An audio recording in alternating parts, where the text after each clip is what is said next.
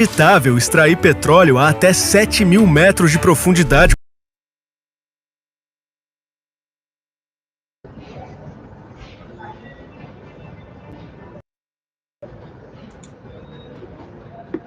Olá, boa tarde a todos. É um prazer Olá, estar aqui vocês me com ouvem bem? vocês, Sandeco, Andréia, Alexandra, é um prazer estar com todos que estão nos ouvindo.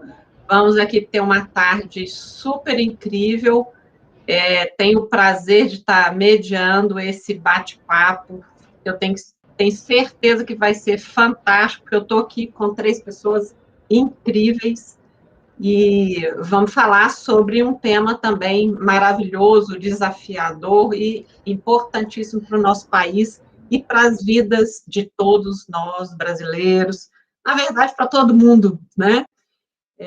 Queria, antes da gente começar, agradecer aqui o Include, pela oportunidade de nós estarmos juntos debatendo um tema tão importante, na pessoa da Cidiane Zanin, e desejo sucesso não só para o nosso painel, mas para todo o evento. Bom, sou Heloísa Menezes, sou professora da Fundação Dom Cabral, onde eu coordeno um projeto super legal sobre economia digital. Também eu sou líder do capítulo da Singularity University em Brasília, sou empreendedora de ensino de robótica na Tron, e, enfim, sou apaixonada por inovação e, recentemente, eu me apaixonei por hortas, no período da pandemia. E, nesse bate-papo aqui, eu tenho certeza que nós temos várias coisas em comum. Eu vou destacar aqui os pontos em comum entre Andréia, Alexandra, Sandeco e eu também, né? Eu acho que a gente está falando de pessoas que são, em primeiro lugar, apaixonadas por educação. Também pessoas engajadas com a educação e com melhores práticas do processo de aprendizagem, né? Melhores práticas pedagógicas. Também são pessoas engajadas com o ensino de robótica e com a pegada maker, né? E aí, por isso, vocês já veem como é que deve rolar esse debate aqui, né? Somos apaixonados pela educação que transforma a vida das pessoas e também com a construção do futuro, né? De um futuro melhor, mais justo e mais inclusivo. E também queremos construir um caminho de educação que nos leve à educação sustentável, né? E por isso também somos apaixonados pelo Include, esse projeto maravilhoso de robótica educativa que busca incluir crianças e adolescentes em situação de vulnerabilidade através da educação, do aproveitamento do talento, né? Bom, só para a gente esquentar aqui, antes de chamar os convidados, eu vou falar algumas questões aqui só para a gente esquentar o papo, né? Primeiro, educação do futuro, né, que é o tema do nosso painel, e futuro do trabalho, né, são 2 lados de uma mesma moeda.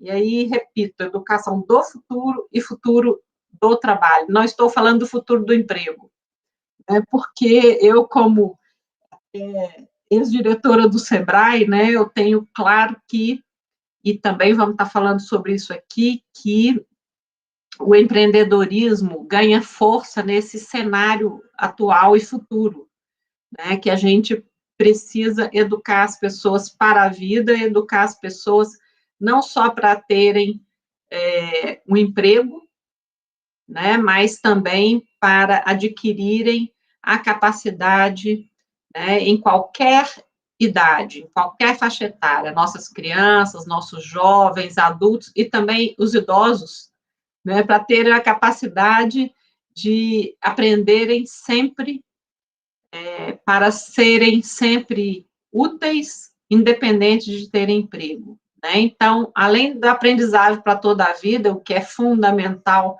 não só pela nossa pirâmide etária, né, que mudou bastante recentemente no Brasil, mas também pelas exigências atuais e futuras do comportamento de cada um de nós, né? Então, temos que aprender para toda a vida, e isso está sendo influenciado também pelas mudanças das profissões. As profissões atuais não serão as mesmas em poucos anos, né? Então, o mundo está mudando muito rapidamente, as profissões também mudam muito rapidamente, e a educação também precisa acompanhar esse ritmo, né?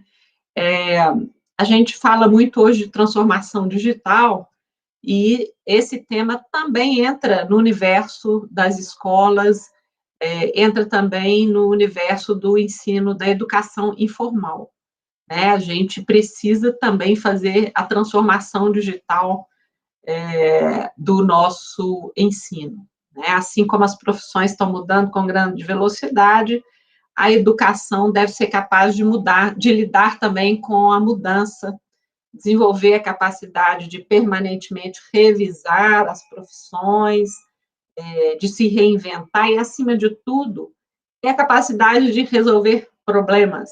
Afinal de contas, nunca deixaremos de ter problemas em busca de soluções.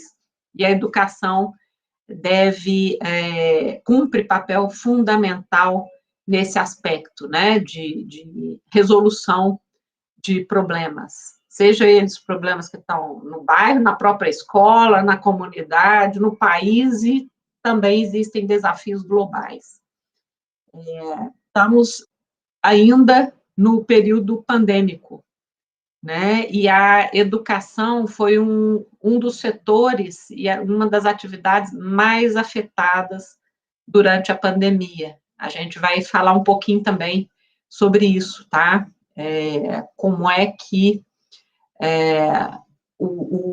não só o home office, mas a educação virtual, né, o ensino virtual, a aprendizagem virtual, nos afetou, mas como é que isso vai passar durante a pandemia, depois da pandemia, não, qual é o futuro, pensando também na influência do digital, né? Eu, como especialista em economia digital, vejo que o futuro é digital.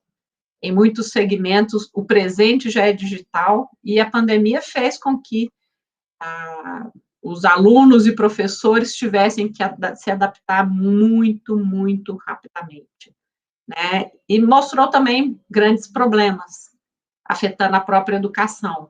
Um dos principais problemas, né, é a questão de acesso, de qualidade e confiável à internet, que tem aprofundado desigualdades, né? As pessoas mais vulneráveis, as minorias, pessoas com deficiência, crianças, jovens de origens socioeconômicas desfavorecidas são as mais afetadas, porque têm menos acesso a uma internet de qualidade e aos instrumentos, né? Muita gente tem o seu celular, mas não tem a, a, a conexão boa, ou ainda não aprendeu a usar o celular para algo além das redes sociais e assistir vídeos e ver músicas, etc. Então, é um aspecto que a gente também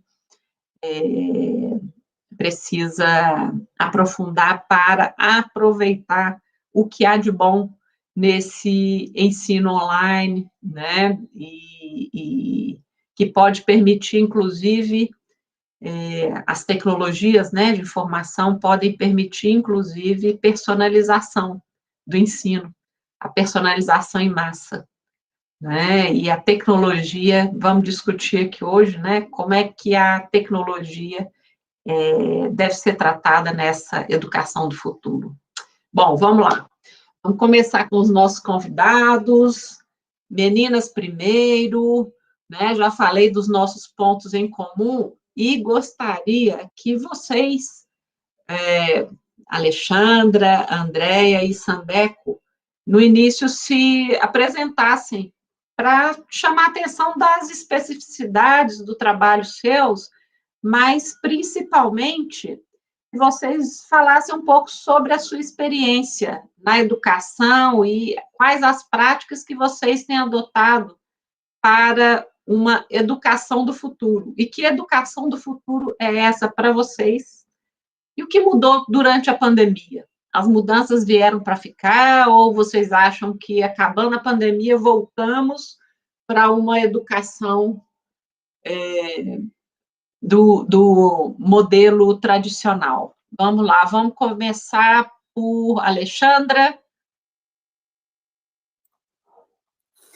Boa tarde a todos, então, um prazer estar aqui com a Heloísa, a professora Andréia, Sandeco, que maravilha estar aqui com vocês.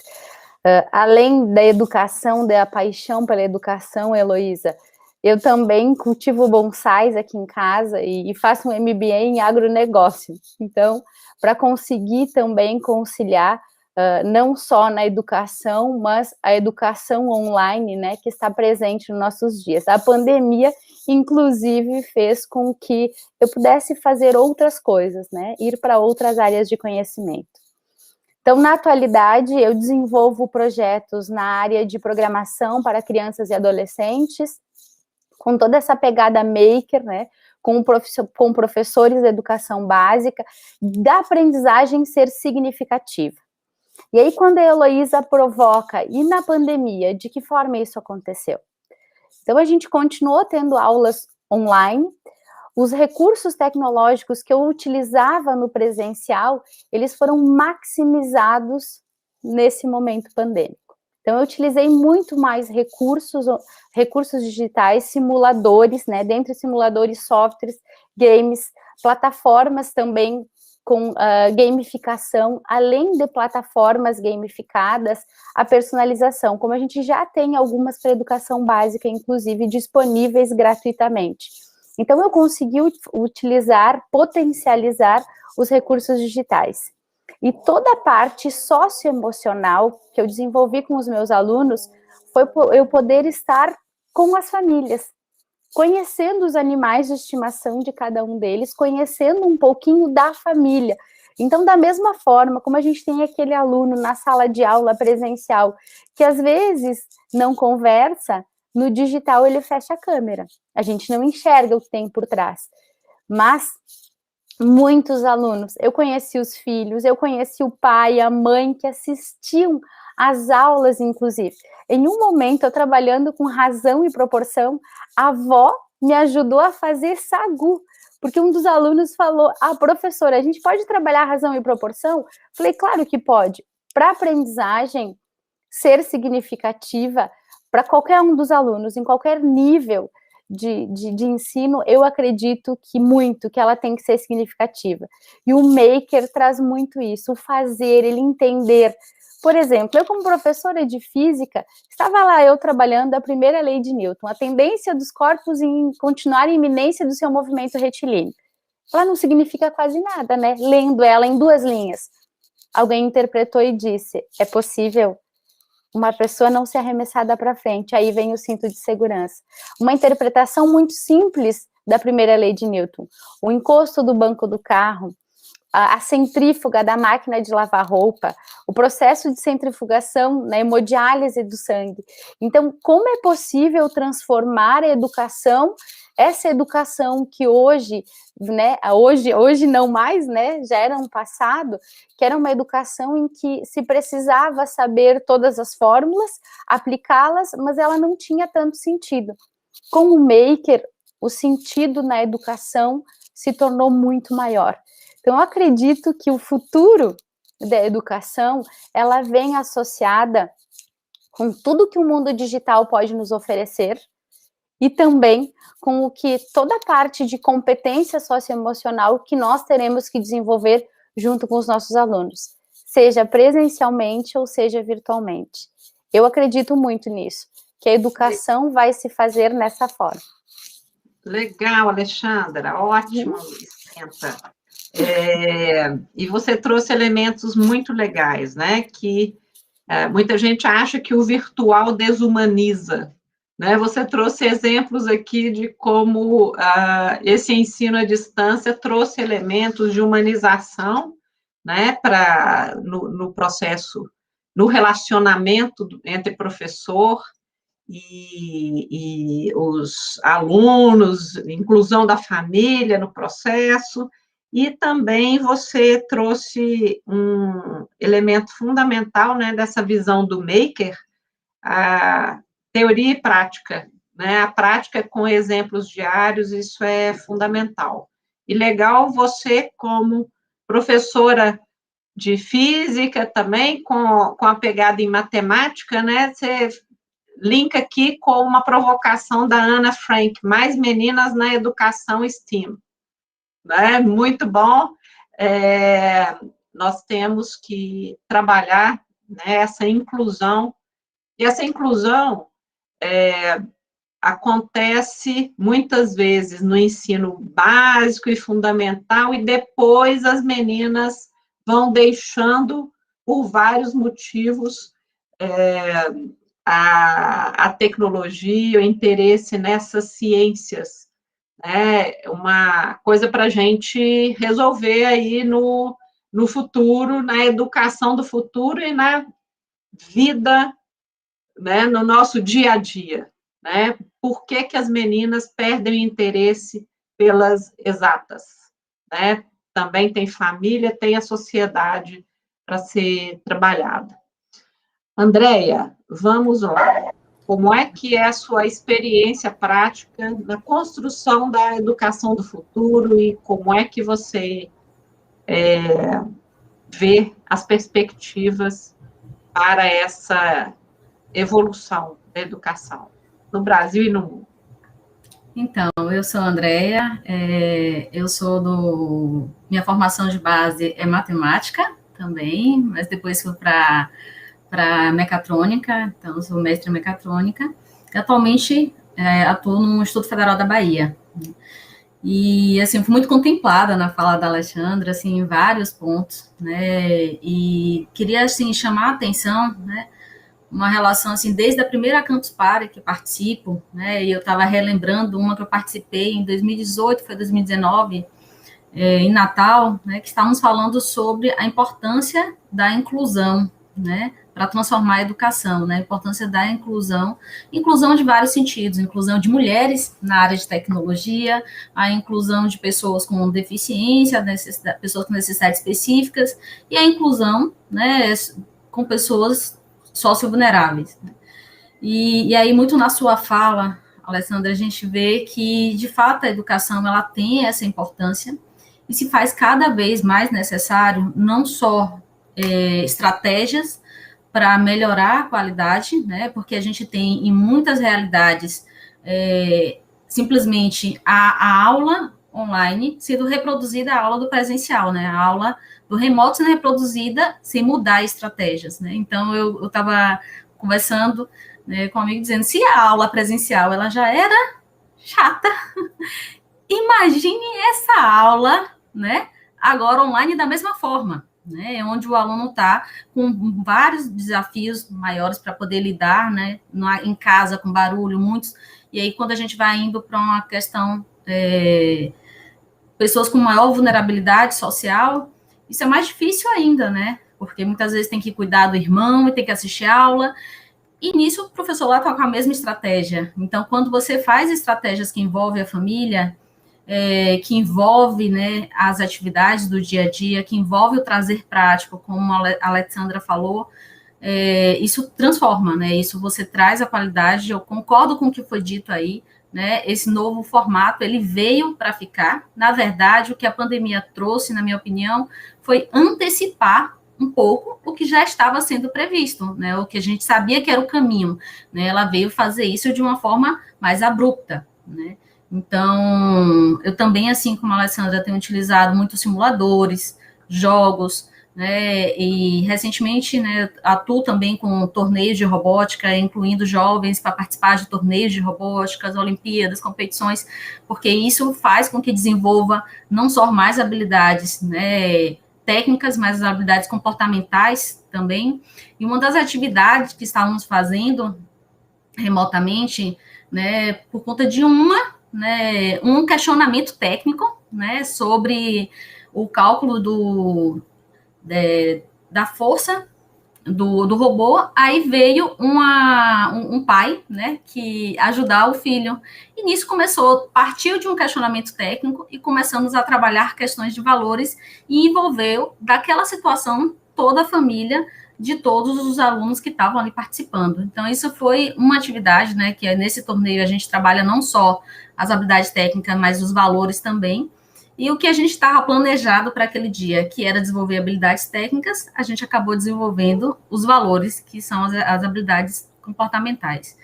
Então, assim, trazer muito, assim, eu disse isso já desde 2018, 2017, numa das primeiras campos que eu participei, falando sobre a responsabilidade que nós, né, que somos da área de tecnologia, temos, né, não só para transformar a educação, mas também para incluir mais mulheres, para incluir mais, a fazer a inclusão, como a própria Heloísa falou, né, o trabalho lindo e belíssimo que aqui todos nós nos orgulhamos muito, que é do Include. Essa responsabilidade ficou maior ainda, né, de fazer a inclusão de pessoas que têm uma vulnerabilidade socioeconômica, porque as dificuldades pós-pandemia vai ser muito maior. Então, acentuou, né, em um dado, falando aí agora um pouco da realidade do Brasil, do mundo, a gente tem mais de 91% da população, eles tiveram, né, dos estudantes do planeta, tiveram suas atividades afetadas. E quando você olha, né, e se você vai fazendo um zoom para o Brasil, entre 10, 4 estudantes não têm acesso, né, dificuldades, não têm acesso para poder continuar suas atividades, estão 100% parados. Quando você vai para a região Nordeste, né, esse número aumenta mais ainda, o que faz com que a nossa responsabilidade, ela aumente, né, e não só dentro do nosso âmbito de estratégias para metodologia em sala de aula, mas também para incluir, né, e reduzir esse gap que a gente tem aí, só acentuado com a pandemia.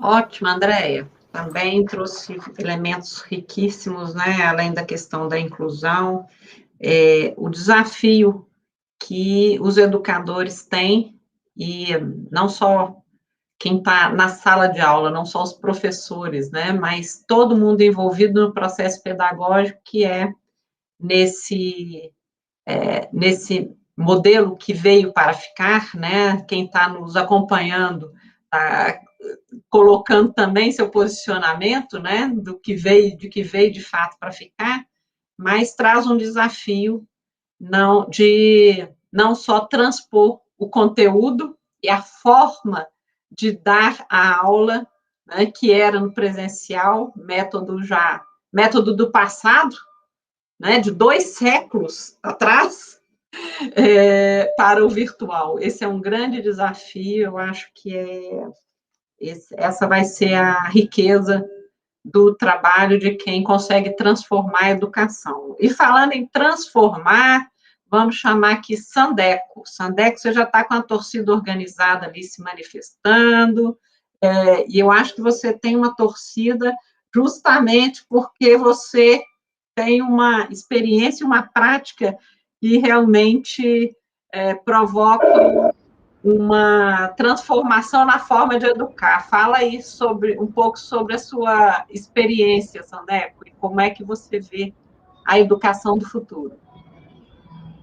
Tudo bem, André, Heloísa, Alexandre, como é que vocês estão? Bom, boa tarde a todo mundo. Eu estou falando aqui da Campus Party Híbrida de Goiás. A Campus Party Híbrida que acontece tanto no digital, estou falando com vocês pelo digital, mas a gente também está fazendo presencial aqui no shopping. Eu estou aqui no shopping, Passeio das Águas, Elô. Você lembra desse shopping que a gente fez uma palestra? Que a gente está falando com o pessoal no digital. E se eu virar um pouquinho para cá, você vai poder ver, ó. Então, é isso aí. Bom, é uma alegria muito grande estar falando sobre educação do futuro sobretudo com vocês nesse momento aqui, e além disso, com a Heloísa Mediano, né?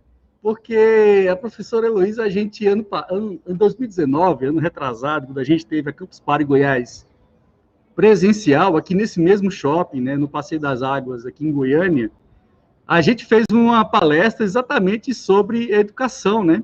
A transformação, era o Fórum do Trabalho, Futuro do Trabalho, e o tema era educação.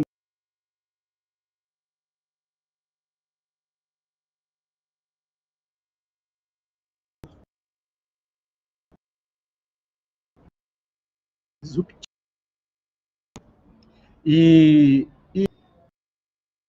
aí, Sandra está oscilando. Eu vou conexão tá um pouquinho, tá aqui pelo meu. Tá instável, Sandeco. Vamos ver se você consegue melhorar aí a conexão. Tô. Acho que isso, inclusive, corrobora, né, com o que a gente vivencia no momento pandêmico. Estão me ouvindo? Estamos. Vamos ver se melhorou, Sandeco. Beleza, eu coloquei a rede do meu celular, porque a rede interna aqui está bem congestionada, que tem várias pessoas fazendo palestra aqui em volta de mim. Se a gente entrasse aqui, a gente veria um grupo de 6 pessoas falando no palco Reboot the World. Então, assim, tá bem tenso aqui. Vamos lá. Eu estava falando para vocês em 2019, e eu acho interessante tocar nesse assunto, porque naquela época, né, há 2 anos atrás, um ano pré-pandêmico, né, foi setembro de 2019, a pandemia estourou no mundo em dezembro de 2019, e a gente já falava tudo o que a gente está falando aqui, né? A gente falou que a tecnologia, né, ela ia transformar, né, como realmente está acontecendo nos dias de hoje. Eu, particularmente, falei sobre o tema de sala de aula invertida, que é algo que eu aplico amplamente no Instituto Federal, onde eu sou professor aqui em Goiânia. E assim, hoje a gente vê que naquela época teve pessoas que falam assim, não, cara, mas você vai levar uns 10 anos, né? Acontecendo no mundo inteiro, entendeu? Então, foi interessante ver o movimento de pessoas com professores que vieram atrás de mim para conversar, né? Porque a gente já estava nesse processo de ter aulas online e usando a sala de aula invertida para ensinar inteligência artificial, onde eu sou pesquisador no Instituto Federal, e vários professores do Instituto Federal, né, vir conversar para saber como é que faz, como é que a gente poderia usar, qual é a melhor técnica, qual é a melhor, né? E aquela palestra também, até falei, teve alguma pessoa que perguntou assim, mas como é que a gente faz para manter a atenção, cara? É muito difícil. Cara, você vai ter que virar uma pessoa que fala a linguagem da galera que gosta de vídeos no YouTube, no TikTok. Então, você tem que usar essa linguagem, né? Houve um vídeo super engraçado de um garoto que estava assistindo ele jogando. E aí ele depois fala, mas ele jogando, né?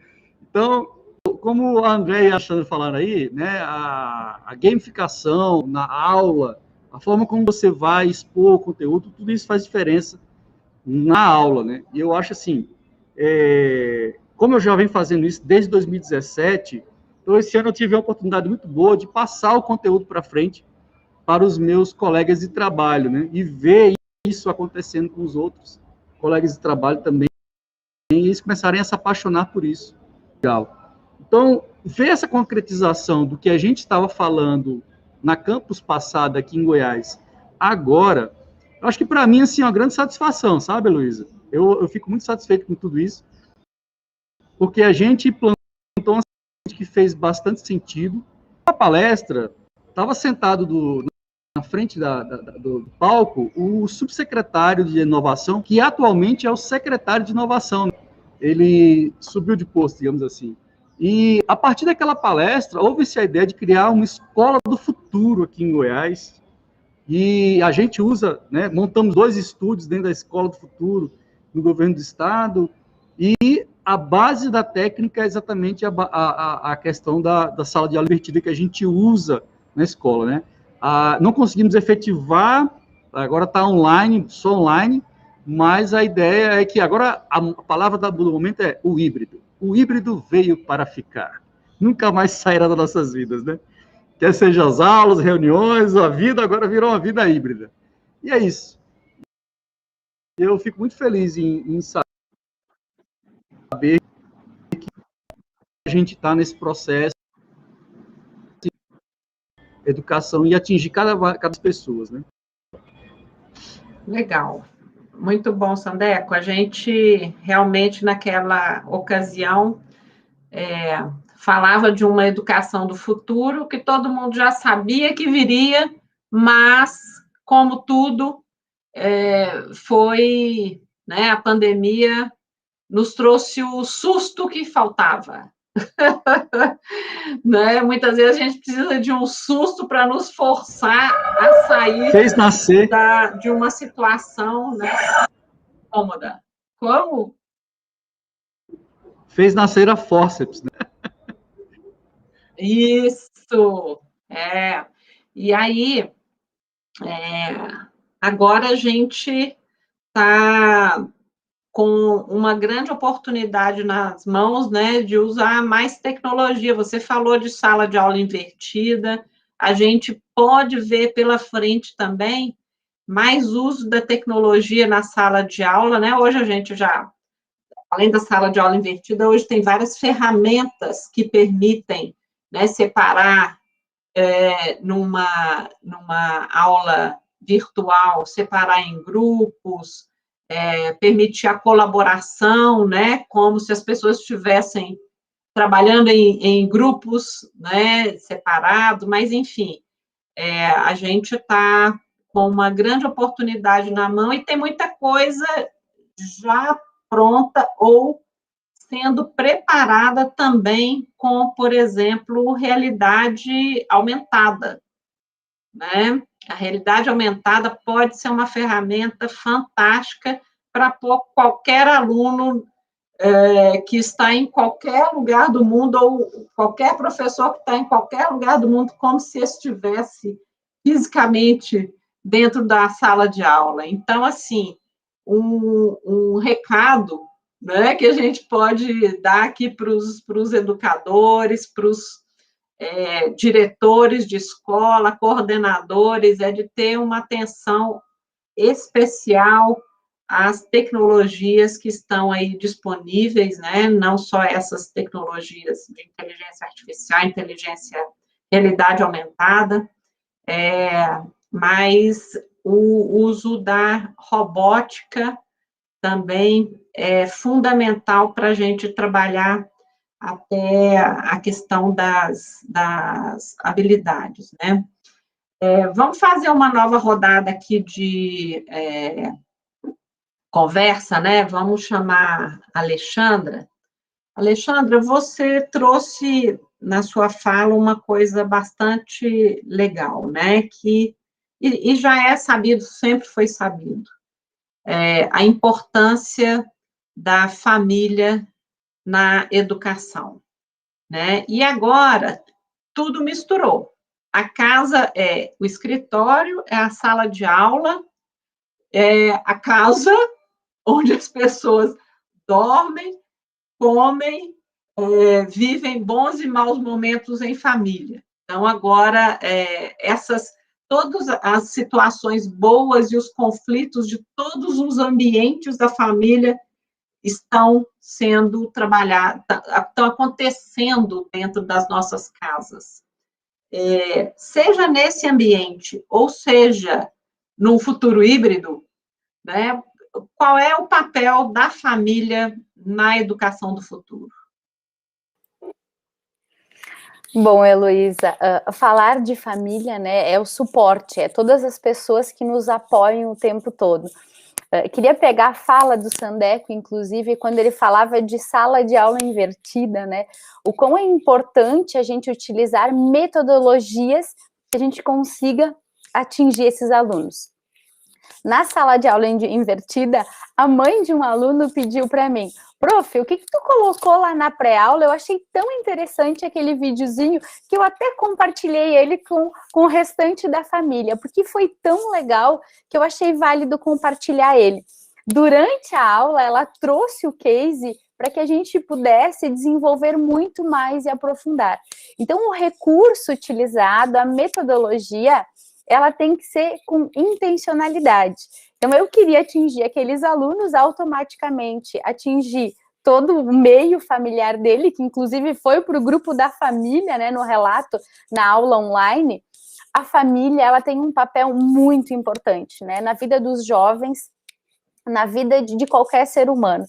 Eu volto a uns 20 anos atrás e relembro a importância da minha mãe, da fala da minha mãe. O que ela dizia para mim? Eu nasci num lugar onde não tinha nem luz, que para estudar era muito difícil. E a minha mãe sempre reforçava: você é capaz, você consegue ajudar a sua irmã, você pode estudar, né? Muito embora ela tinha muita dificuldade, inclusive nas exatas, ela era uma grande incentivadora. Então, os pais, os familiares, todas as pessoas que estão ao redor, elas precisam ser incentivadoras, assim como os professores. Eles precisam incentivar, eles precisam inspirar, motivar os jovens a quererem continuar, e que a educação é um caminho muito promissor. Eu sou exemplo disso, a educação transformou a minha vida, transformou a vida de muitas pessoas ao meu redor. Por quê? Porque através dela eu consegui vislumbrar muitas outras coisas. E ela sempre foi muito significativa. Eu queria entender o porquê das coisas. Por isso que eu voltei toda a minha educação para o Maker. Para mim tinha que fazer sentido. Eu precisava saber, né, num dos momentos em que a gente se deslocava a cavalo, eu, a minha irmã e uma colega, eu me questionei quando a gente rindo, olhando para trás, caiu do cavalo e eu caí em linha reta. Aí eu entendi naquele momento o que era a primeira lei de Newton. Eu entendi que o movimento dos corpos era um retilíneo. Fez sentido para mim quando a professora de física no ensino médio mostrou para a gente essa uma das leis físicas. Então, a aprendizagem do futuro, ela tem que ser significativa. Para ela ser significativa, os apoiadores, que é a família, tem que ser alguém que incentive, que não só inspire, mas que diga que aquele aluno é capaz, que é possível. Isso a gente carrega para sempre, fica no subconsciente. Eu lembro até hoje, quando eu enfrento um problema difícil, que eu preciso resolver um problema, eu penso no algoritmo, no passo a passo, da minha mãe dizendo: divide ele em pequenos problemas. E dividir em pequenos problemas, ela estava me dando uma aula de programação. Como é que tu faz? Faz linha por linha. Talvez ela não falasse assim com esses códigos, mas ela dizia para mim que qualquer problema grande poderia ser solucionado com dividir ele em pequenos problemas e resolvendo um a um. E aí vem o pensamento computacional, que é o futuro, que é o que esses jovens vão ter que desenvolver além das competências socioemocionais.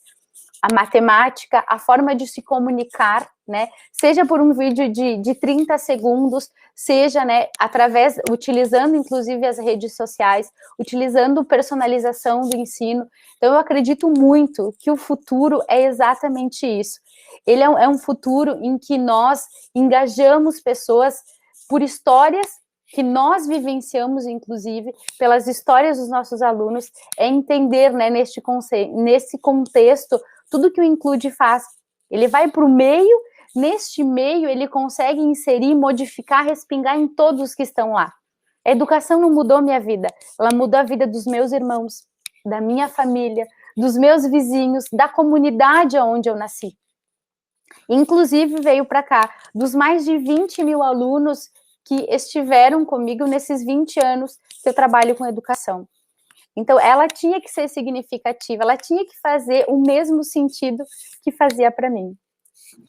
Muito legal, muito inspirador, Alexandra, a sua história. Obrigada por compartilhar conosco essa sua experiência e essa sua leitura dos pequenos momentos do seu dia a dia, como é que você transformou isso em conhecimento, né? Uhum. Andréia, tem perguntas aqui e posicionamentos do público que eu acho que são a sua cara. O Francisco, né, chama atenção, e a Giovana também, chamam atenção para a questão das desigualdades, né, e que esse momento pode ter acelerado, né, as desigualdades. Tem a famosa frase, né, se você consegue, se você se esforçar, mas é para todo mundo que cabe essa frase. Nós vivemos no país uma realidade social, né, que é bastante complexa, difícil de vencer, mas como é que... e a gente sabe, né, por mais que sejamos apaixonados por tecnologia educacional, por metodologias educacionais, a gente sabe que tecnologia não resolve tudo, né? Tecnologia é ferramenta.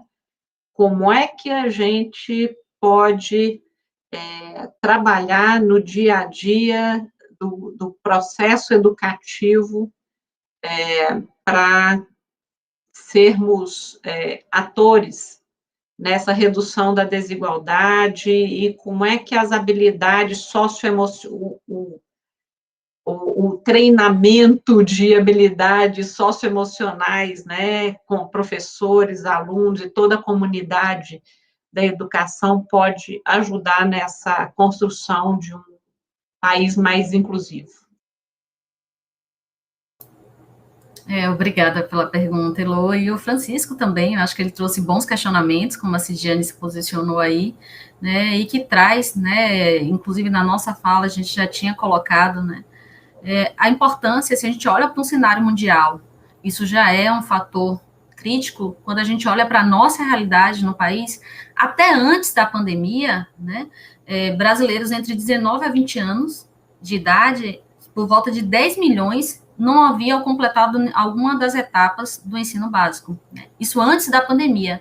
Se a gente chega para a população negra, né, isso chega a ser 71,7%, né, abandonaram a escola. Então, isso vai ser completamente, isso está sendo, né, vai ser, né, isso já foi, né, afetado por conta da pandemia, né? Então, assim, a evasão escolar é uma realidade que nós, da área da educação, precisamos enfrentar, né? E quando a gente fala do público com alta vulnerabilidade social, isso aumenta mais ainda, né? Porque a tecnologia que nós estamos falando aqui, que é uma importante ferramenta, ela acaba afastando, porque o nosso público não tem, esse público de alta vulnerabilidade social não tem acesso, né? Então, muitas vezes, como foi dito, ele tem um celular, não sabe usar, ele não tem internet que ele possa utilizar para ver uma aula que está utilizando lá a realidade aumentada, que está usando a internet, que ele precisa de internet de qualidade. Então, assim, isso traz, sim, um problema muito grande, né, e em todas as atividades, como eu coloquei no início, que eu participei, né, sempre quando eu participo, seja na Campus Party ou em outros fóruns, eu sempre coloco, nós que somos da área de tecnologia, temos uma responsabilidade muito grande para aqueles que estão fora desse ambiente, né, de trazer e oportunizar para eles esse acesso, né? Então, isso, com a pandemia, né, isso trouxe mais ainda a nossa responsabilidade, né? Dentro dos trabalhos que eu faço muito forte um trabalho de empoderamento jovem, empoderamento da mulher e a inclusão, né, de pessoas com vulnerabilidade socioeconômica. Então, e pessoas com deficiência, né? Eu tenho uma história lindíssima de uma aluna que é surda, né? Inclusive, hoje eu estou orientando ela no trabalho de conclusão de curso, né, técnica em automação, isso de forma remota, imagina o desafio, e ela participou da última Campus Party, e ela falou, né, isso tanto na presencial, ela participou como competidora de um torneio, e na do ano passado, digital, ela participou do início, teve um problema técnico, conseguiu ficar até o final, mas ela disse, se hoje eu estou finalizando o meu curso, é por conta do aprendizado, até do ter o acesso e vivenciar o aprendizado através da cultura do maker, né, do aprender a fazer, de pôr a mão na massa, porque isso transformou. Então, assim, só para finalizar minha fala, a gente precisa, e aí eu acho que a maior responsabilidade nossa e a maior desafio, né, para a educação do futuro é trazer um ensino mais personalizado, né? Um ensino que vai estar desenvolvendo não só as habilidades técnicas, como a gente já falou, mas também, principalmente, as habilidades comportamentais, né? E que isso hoje e vai continuar sendo, e está sendo cada vez mais priorizado, o aprender a inteligência emocional, aprender a resolver problemas, o pensamento crítico. Então, todas essas habilidades, né, comportamentais, né, a resiliência, né, tudo isso é importante para transformar a educação. Legal, muita inspiração. Falei para vocês que a gente teria aqui pessoas incríveis. Vamos lá, Sandeco. A Alexandra falou do papel da família nessa educação do futuro. Tem uma pessoa aqui que estava nos comentários, não me lembro mais do nome, que colocou uma coisa bem legal. Como é que a gente pode falar de educação do futuro se a única certeza que a gente tem é que a mudança é constante? Né? E aí fica muito difícil para o educador, né? É o Francisco que colocou isso também.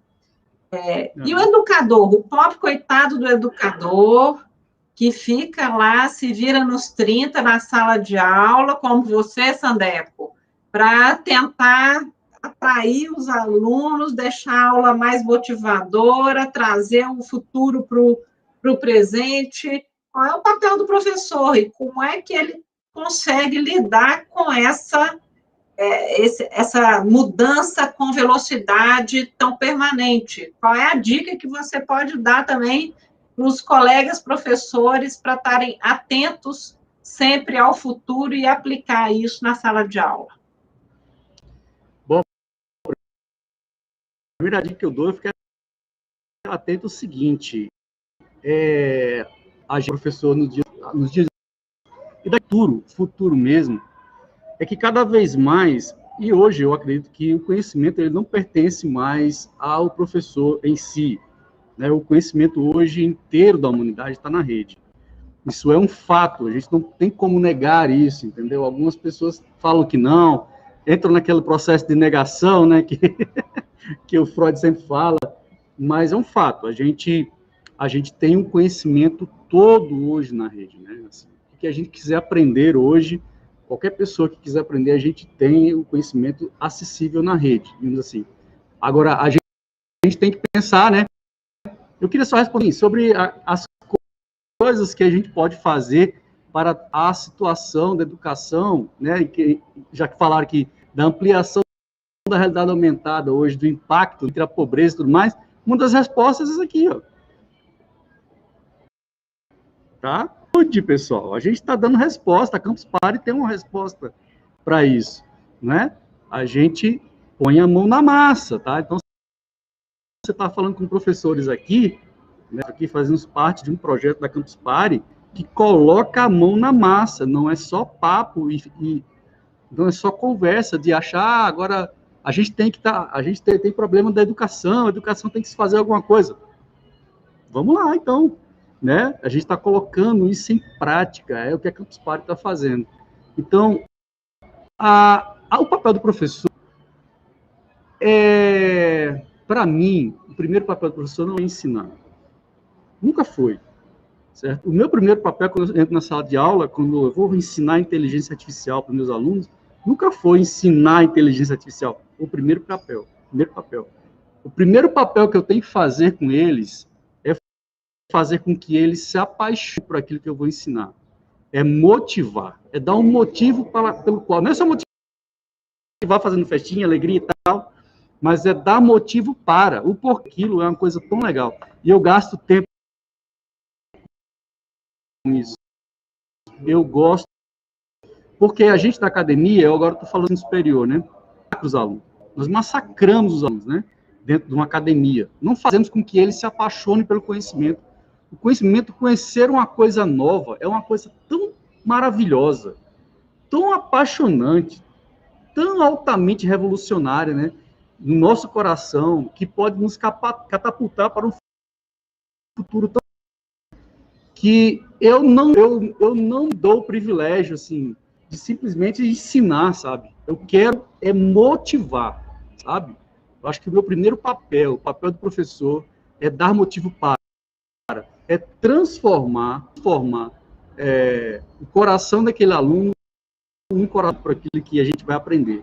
E aí, a partir daí, cara, quando o cara está apaixonado por aquilo que ele vai aprender, não tem hora, você está entendendo? Quando você está apaixonado por alguém, não tem pessoa te liga, você fica, meu bem, tudo bem, tá?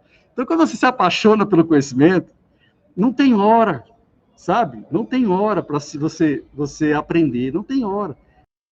Você está sempre apaixonado por aquela coisa, pensando naquilo o tempo todo, não é verdade? Então, aprender é igual a namorar, certo? Você tem que se apaixonar por aquilo. Como professor, não posso ser um impedidor disso aí. Entendeu? Eu posso fechar a porta. Então, muitas vezes, eu vejo que alguém fica chateado com algum tipo de conhecimento. Programação em Java, inteligência artificial. E que aí que você vai perguntar para o cara, por que tu não gosta disso aí? Diz, não, porque eu tive um professor que... Não pensa nessa história? Então, esse cara está sendo um empecilho para que possa aprender. Então, que essa o papel do professor é exatamente essa. É fazer com que a pessoa se apaixone.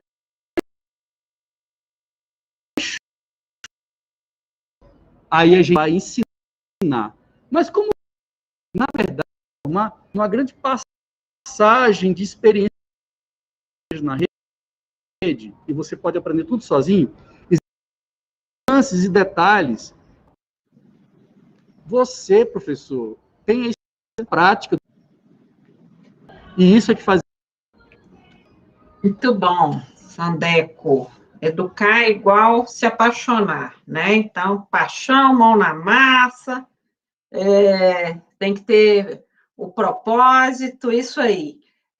E uma coisa fundamental também, né, e que afeta também os educadores, é o aprender a desaprender e a reaprender. Esse é um grande desafio.